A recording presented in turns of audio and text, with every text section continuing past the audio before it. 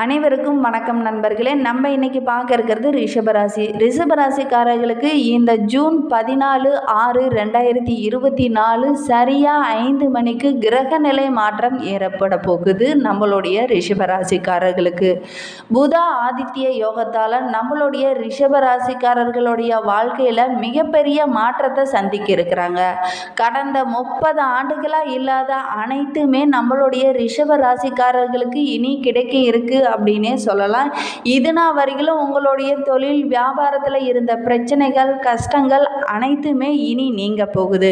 அதுக்கு நீங்க என்ன செய்யணும், மேலும் உங்களுடைய வாழ்க்கை சிறப்பாக அமைவதற்கு நீங்க எந்த கடவுளை வழிபடும், ஆதித்ய யோகத்தால் நம்மளுடைய ரிஷப ராசிக்காரர்களுக்கு என்னென்ன நற்பலன்கள்லாம் கிடைக்க இருக்கு, எந்த ஒரு விஷயத்தில் கவனமாக இருக்கணும் அப்படிங்கிறது எல்லாமே நம்ம இந்த வீடியோவில் விளக்கமாக சொல்லியிருக்கோம். நிச்சயமாக இந்த வீடியோ உங்களுக்கு பயனுள்ளதாக தான் இருக்கும். அதனால் இந்த வீடியோவை ஸ்கிப் பண்ணாமல் முழுமையாக பாருங்கள். உங்களுக்கு குபேர பகவானை ரொம்ப பிடிக்கும் அப்படின்னா ஸ்ரீ விருட்சம் அப்படிங்கிற மந்திரத்தை மறக்காமல் 3 டைம் கமெண்ட் பாக்ஸில் தெரிவிங்க. அப்படி தெரிவிக்கும் போது அந்த குபேர பகவானோட அருள் உங்களுக்கு பரிபூரணமாக கிடைக்கும். ரிஷப ராசியில் பிறந்தவர்களுக்கு இந்த புத ஆதித்ய யோகத்தால் என்னென்ன நற்பலன்கள்லாம் கிடைக்க இருக்கு அப்படிங்கிறத விளக்கமாக பார்க்கலாம். அதுக்கு முன்னாடி ஸ்ரீ வாராகி அம்மன் ஜோதிட நிலை மூலிமா உங்களுக்கு இருக்கும் அனைத்து பிரச்சனைகளுக்கும் நல்ல ஒரு தீர்வு தந்துட்டு இருக்கிறார் ஜோதிடர் பவன் நம்பூதிரி. மேலே ஸ்க்ரீனில் அவருடைய வாட்ஸ்அப் நம்பர் கொடுக்கப்பட்டிருக்கு. அந்த நம்பருக்கு கால் பண்ணி முன்பதிவு செய்துக்கோங்க. நிச்சயமாக உங்களுடைய பிரச்சனைக்கு நல்ல ஒரு தீர்வு வழங்குவார். என்ற நாட்களில் நம்மளுடைய ரிஷபராசிக்காரர்களுக்கு கிரக நிலை எவ்வாறு அமைந்திருக்கு, திருக்கணித பஞ்சாங்கப்படி நவகிரகங்களின் சஞ்சாரத்தை வைத்து பார்த்தால் சூரியன் மிதுன ராசியில் இருக்கிறார், செவ்வாய் மேச ராசியில் இருக்கிறார், புதன் மிதுன ராசியில் அமர்ந்திருக்கிறார், ரிஷபத்தில் குரு சஞ்சரிக்கிறது, சுக்கிரன் மிதுன ராசியில் அமர்ந்திருக்கிறார், கும்பத்தில் சனியும், மீனத்தில் ராகு, கன்னியில் கேது என கிரக நிலைகள் அமைந்திருக்கு. வருகின்ற நாட்களில் இவ்வாறு கிரக நிலை அமைந்திருக்கிறதுனால நம்மளுடைய ரிஷபராசிக்காரர்களுக்கு என்னென்ன அற்புதமான பலன்கள் எல்லாம் கிடைக்கிருக்கு. புதன் ஆதித்ய யோகத்தால் நம்மளுடைய ரிஷபராசிக்காரர்களுடைய வாழ்க்கையில் இனி பல அற்புதமான விஷயங்களை நீங்கள் சந்திக்க இருக்கீங்க அப்படின்னே சொல்லலாம். சுக்கிரனாக அதிபதியாக கொண்ட நம்மளுடைய ரிஷபராசிக்காரர்களுக்கு நாட்கள் உங்களுக்கு அற்புதமான காலகட்டம் அப்படின்னே சொல்லலாம். சூரிய பகவான் 2ஆம் இடத்துல இருக்கிறார். இதனால் பிள்ளைகளுடைய முன்னேற்றத்திற்காக அதிகம் பாடுபடுவீங்க. சில பேர்லாம் கல்லூரியில் சேர்த்துறது, ஸ்கூலில் சேர்த்துறது அப்படிங்கிறதுக்காக கொஞ்சம் அலைந்து திரிய வேண்டிய ஒரு காலகட்டமாக இது அமைந்தாலும் செலவுகள் கொஞ்சம் அதிகரித்து காணப்பட்டாலும் வரவுகள் உங்களுக்கு சிறப்பாகவே இருக்கிறது. சந்திரனின் இடப்பெயர்ச்சியால் வியாபாரத்தில் நல்ல ஒரு லாபத்தை எதிர்பார்க்கலாம். தொழிலையும் நல்ல ஒரு முன்னேற்றமான காலகட்டமாக தான் நம்மளுடைய ரிஷபராசிக்காரர்களுக்கு வருகின்ற நாட்கள் அமைந்திருக்கு. அதே மாதிரி உடல்நிலையத்திலும் சின்ன சின்ன பிரச்சனைகள் இதுனா வரைக்கும் இருந்திருக்கும். இனி அந்த பிரச்சனைகள் எல்லாமே படிப்படியாக குறைய ஆரம்பிக்கும். செவ்வாய் 12ஆம் இடத்துல அமர்ந்திருக்கிறார். வெளியூர் பயணங்கள் அவ்வளவு பலனெல்லாம் உங்களுக்கு தராது. கொஞ்சம் வெளியில் போகிற மாதிரி இருந்தது, வெளிநாடு போகலாம், வெளியூருக்கு போய் நிறைய சம்பாதிக்கலாம் அப்படின்னு நினைக்கிறீங்க, கொஞ்சம் அவாய்ட் பண்ணுறது ரொம்பவும் நல்லது. புதன் 2ஆம் இடத்துல இருக்கிறாரு. வீட்டில் ஏதாவது ஒரு மங்கள நிகழ்ச்சி நடைபெறும். நீண்ட நாட்களாக பிரிந்த தம்பதிகள் கூட இனி ஒன்று சேர்வதற்கான வாய்ப்பு இருக்கு. பிரிந்து போன உறவுகளும் உங்ககிட்ட வந்து சேர்வதற்கான வாய்ப்பு நிறையவே இருக்கு. அதே மாதிரி நீண்ட நாட்களாக திருமண வயதில் இருக்கிற ஆண் பெண் இருபாலருக்குமே நல்ல ஒரு வரன் அமையறதுக்கான வாய்ப்பு இருக்கு. அதற்கான முயற்சியெல்லாம் நீங்கள் ஈடுபட்டீங்க அப்படின்னா உங்கள் வீட்டில் மங்களகரமான ஒரு நிகழ்ச்சி நடைபெறும். குரு 1ஆம் இடத்துல இருக்கிறார். பணவரவு தாராளமாக இருக்குது. தொழில்துறையில் நீங்கள் எதிர்பார்த்ததை விட அதிகமான ஒரு லாபத்தை நீங்கள் எதிர்பார்க்கலாம். இனி வருகின்ற நாட்கள் உங்களுக்கு அற்புதமான காலகட்டமாக தான் அமைந்திருக்கு. சுக்கிரன் 2ஆம் இடத்துல இருக்கிறார். ரொம்ப நாளாக பிரிந்து இருந்தவங்க கூட மனம் விட்டு பேசி ஒருவருக்கொருவர் புரிந்து கொண்டு செயல்படுறதுனால நல்ல ஒரு ஒற்றுமை அதிகரிக்கும். அதே மாதிரி நீண்ட நாட்களாக நகை வாங்கலாம், பெரிதாக எதுவுமே நம்மக்கிட்ட நகை இல்லையே, ஏதாவது வாங்கலாம் அப்படின்னு நினச்சிட்டு இருந்தீங்க. இனி அது வாங்குவது வாங்குவதற்கான யோகம்லாம் இருக்குது. அது வாங்குவதற்கு இது ஒரு ஏற்ற காலமாக இருக்குது. அதற்கான முயற்சியெல்லாம் நீங்கள் ஈடுபடலாம். சனி 10ஆம் இடத்துல இருக்கிறார். தனியார் துறையில் இருக்கிறவங்க கொஞ்சம் கவனமாக இருக்கிறது நல்லது. வேலை பளு கொஞ்சம் அதிகமாக இருக்கும். இதனால் வரைக்கும் வேலையில் கொஞ்சம் சின்ன லேமாக இருந்திருப்பீங்க. இனி கொஞ்சம் அதிகமாக இருக்கும். ஆனால் அதற்கேற்ற பலன்லாம் உங்களுக்கு இருக்கும். நிலம் சம்பந்தமான வழக்குகள்லாம் சந்திச்சிட்டு இருந்தவங்களுக்கு இனி நிலம் சம்பந்தமான வழக்குகள் அனைத்துமே உங்களுக்கு சாதகமாக முடிகிறதுக்கான வாய்ப்பு இருக்குது. நீண்ட நாட்களாக ஒரு மனை வாங்கலாம், ஒரு வீடு வாங்கலாம் அப்படின்னு நினச்சிட்டு இருந்தீங்க. கண்டிப்பாக அதெல்லாம் வாங்கலாம். அதற்கான யோகம்லாம் இருக்குது. ராகு 11ஆம் இடத்துல இருக்கிறார். எதிர்பாராத இடத்துல இருந்து திடீர்னு உங்களுக்கு பண வரவுலாம் கிடைக்கும். கேது 5ஆம் இடத்துல இருக்கிறார். வியாபாரத்தில் இருந்த போட்டிகள் எல்லாம் விலகி நல்ல ஒரு லாபம் உங்களுக்கு கிடைக்குங்க. வருகின்ற நாட்களில் நல்ல ஒரு அற்புதமான லாபத்தை நீங்கள் எதிர்பார்க்கலாம். வருகின்ற நாட்கள் உங்களுக்கு அற்புதமான நாட்களாக தான் அமைந்திருக்கு.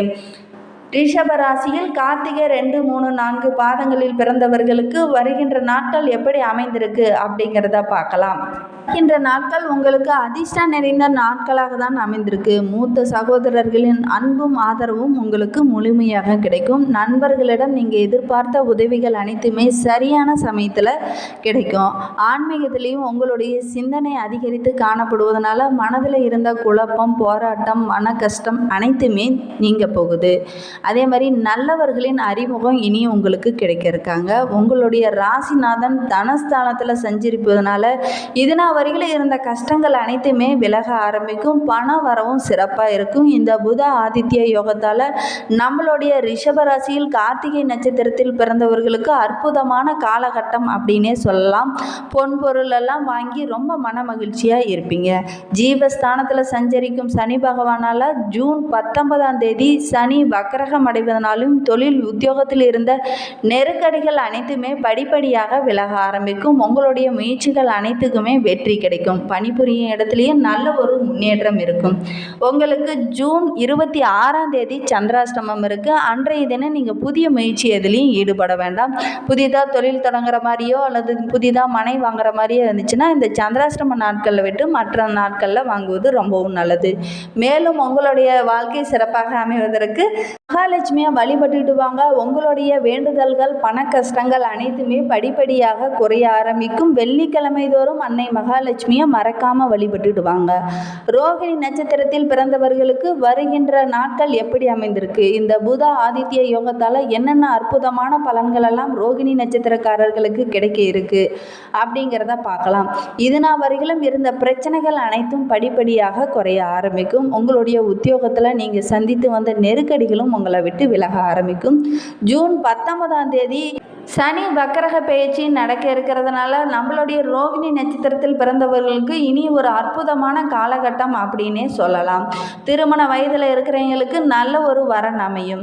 நீண்ட நாட்களாக குழந்தை பாக்கியத்திற்காக ஏங்கி தவித்தவர்களுக்கு நல்ல ஒரு குழந்தை பாக்கியம் கிடைக்கும். எதிர்பார்த்த பணவரவு சிறப்பாக இருக்கும். சிலருக்கெல்லாம் புதிதாக சொத்து வாங்குவதற்கான யோகமெல்லாம் இருக்குது. நீண்ட நாட்களாக வேண்டுதல் வச்சு செலுத்த முடியாமல் இருந்தவங்க கூட இனி அந்த வேண்டுதலெல்லாம் செலுத்துவதற்கான ஒரு அற்புதமான காலகட்டம் இனி அமையிருக்கு. பிரிந்த தம்பதிகள் கூட இனி ஒன்று சேருவாங்க.